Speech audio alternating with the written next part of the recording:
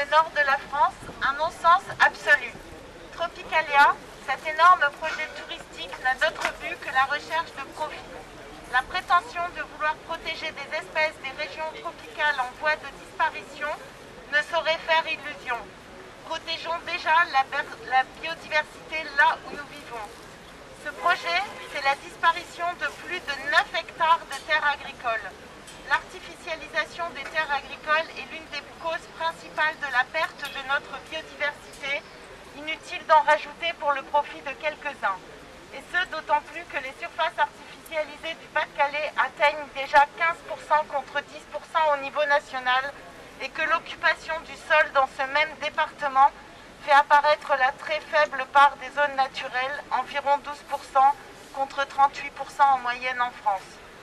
Ce projet, c'est encore l'accroissement d'un trafic routier local déjà bien surchargé en raison de la proximité immédiate des plages de la Côte d'Opale. C'est 500 000 visiteurs prévus chaque année, un parking de 630 places, plus 378 places potentielles, et un balai incessant de camions pour la maintenance de l'ensemble. Ce projet, c'est maintenir en permanence un immense volume à 26-28 degrés dans le nord de la France.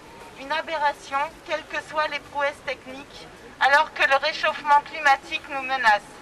Ce projet, c'est un immense dôme de 20 000 m² pouvant avoir un impact lumineux matin et soir en saison hivernale et qui entraînera une inévitable pollution visuelle, même s'il est partiellement enterré.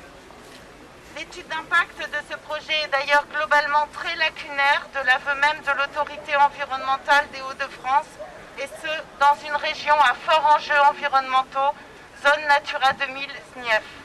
Ce projet, c'est exposer hors de leur milieu naturel des animaux et des végétaux exotiques, avec le risque d'une future et délétère dispersion d'espèces exotiques dans nos milieux, protégés ou non. Le maintien en captivité d'oiseaux, de papillons, de reptiles, de poissons est-il en phase avec la préoccupation de plus en plus marquée et légitime de notre population envers le respect des animaux? La protection des espèces tropicales en danger n'a de chance d'aboutir que sous les tropiques. Pour ces raisons, d'ailleurs non exhaustives, nous dénonçons ce projet inutile, nuisible et imposé.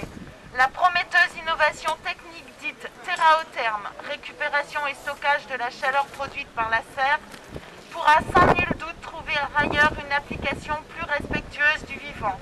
La promesse de 50 emplois pérennes ne saurait être un argument valable. Les 73 millions d'euros prévus pour cet investissement pouvant être, sans difficulté, utilisés de manière bien plus rentable en termes d'emploi.